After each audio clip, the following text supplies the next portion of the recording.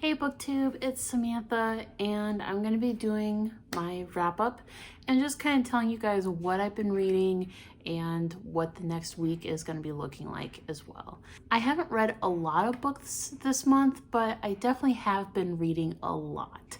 So I'm very proud of how much reading I've been able to do.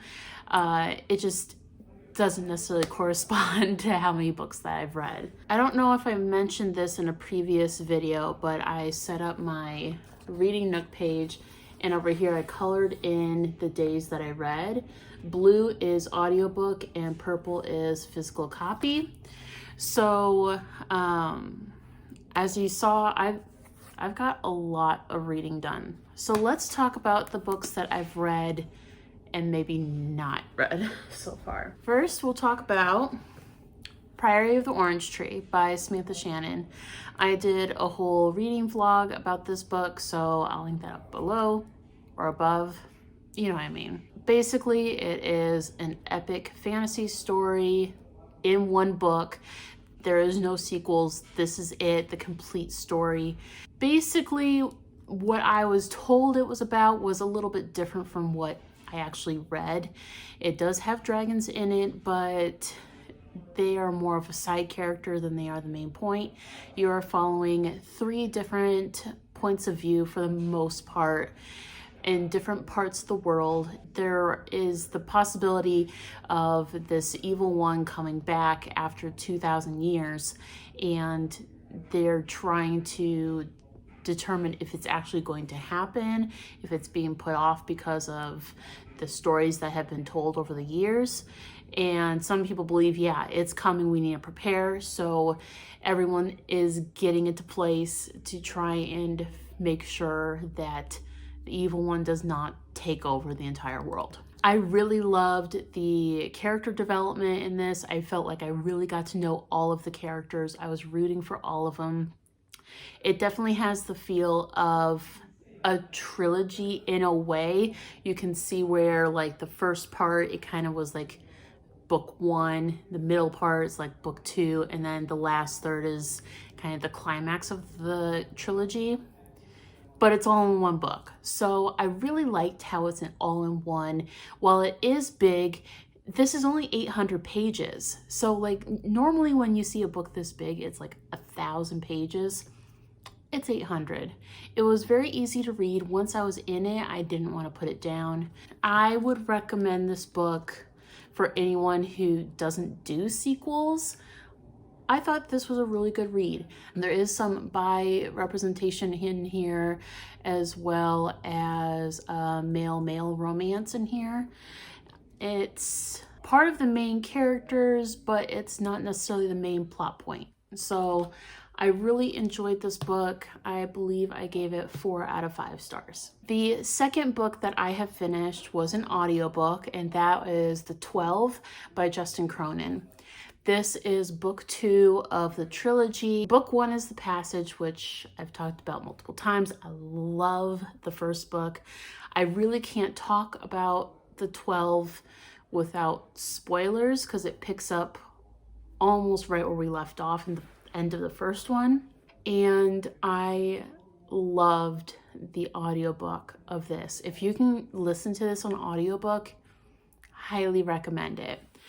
The first book is basically kind of a beginning of a post-apocalyptic world. It starts off with our current world, and then you kind of see how it falls apart, and then in like the second half of the book you see the post-apocalyptic part of it.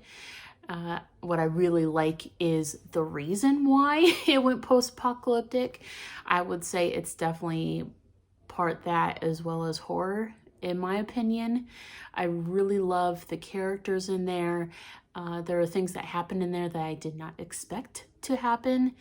And while it can be slow for the first book, I found the second book to be really enjoyable. While we are following some of the people we met in the first book, there are a lot more characters and individuals that we are introduced to in the second book to help kind of build the world and see where things are going. The only thing I would criticize against the book is, and maybe this was because I was on audiobook, so I didn't have that visual representation, but there are times where it does kind of jump back and forth between like our world today and then the time of the post-apocalyptic part of the world. So they have to do that in order for you to understand the characters, but it was really confusing when was when. So that would be my only nitpick about that. But otherwise, I really loved the story, and I gave it 4.5 out of 5, and definitely going to be reading the third one and finishing this off. I was worried about not enjoying it as much as the first one, but that did not happen. I absolutely loved it. Now, the next books I'm going to talk about are ones that I have either started and I'm going to be continuing to read in February, or I'm not so sure about. So first one, I talked about this already, but S by J.J. Abrams. I talked about this in my last video that I made about how I'm about a third of the way through and just really haven't picked it up just because there's so much going on in this book. And I mean, you can see my video for that. I don't want to go into it too much with this one and rehash it. I think I'm going to follow the advice someone had commented on that video and just read through the book as it's printed. So, oh, there's a napkin. Okay. Read the printed part of the book first and then go through a second time and read all the notations. I think that might help with the read. But on that note, though, I don't know when I'm going to pick this up again. I'm kind of thinking maybe for like a long weekend, or if there's a readathon that comes up in February, maybe I'll pick this one up then. So if you know of any readathons happening in February, let me know down below, because this might be the book for that readathon for me. The next book that I've picked up and started reading, I've also already mentioned, and that's Black Company by Glenn Cook. So, as I said in my other video, I knew nothing about this book. I just knew that it was kind of like more darker fantasy, and that was like it. So I'm 66 pages in, and the first book, this is 3 books in one. The first book, from what I can tell, is 217 pages, okay? So I'm about a third of the way through. I almost feel like I started reading this book in the middle of a trilogy or in a series, but it's the first book though. So I'm a little confused, I'm not gonna lie.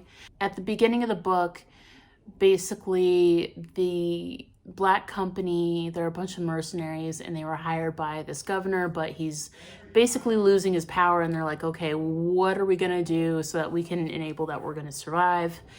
And they take up this opportunity to start working for someone else. So they start working for this guy called the Soul Catcher, and he's apparently one of 10 like almost godlike characters, and they very briefly go over the legend and the story behind these people. Are really powerful, and it was really quickly glossed over, like literally within a paragraph.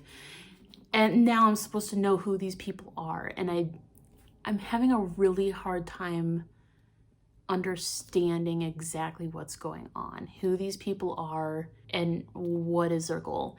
When it comes to the Black Company itself, we're following a guy who's basically the medic of the group. He's the point of view that we're following, and I'm getting to know him and his personality and seeing the other members of the Black Company. I'm understanding them really well. It's just these quote-unquote godlike creatures that I'm having a really hard time understanding who they are. I'm not really following that part, and I'm hoping that as I go through more of the book that it'll be fleshed out a little bit more. I'm hoping. So I just feel like I've been just kind of thrown in there, and there's a whole bunch of action going on, but I'm not following the plot. So I'm going to continue reading it, but that's kind of where I'm at in the moment. If you guys can shed any light, if you've read this or not, let me know. Just interesting for sure. After finishing TheTwelve by Justin Cronin, I really wanted to read another audiobook because that went so well for me, and decided to listen to Baby Teeth by Zoja Stage. This is a book that follows two perspectives, Hannah and Suzanne. Hannah is the 4-year-old daughter, and Suzanne is Hannah's mother. Basically, Hannah is a very naughty little girl, and Suzanne is not exactly handling it well. And you're just kind of following their antics. It's interesting. I really don't know where this is going.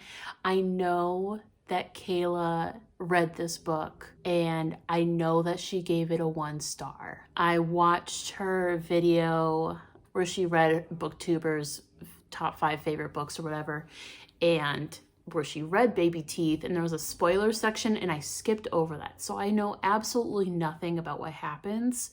I just know that she gave it a 1 star. So I'm really curious to see what happens.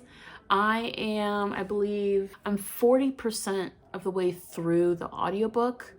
I'm anticipating to finish it by the end of this week. It's interesting from my viewpoint because I used to work in a preschool. I worked with specifically kids from 3 months to a year old, and then sometimes I'd be put into a room with toddlers, which is 1 year to 2 years old.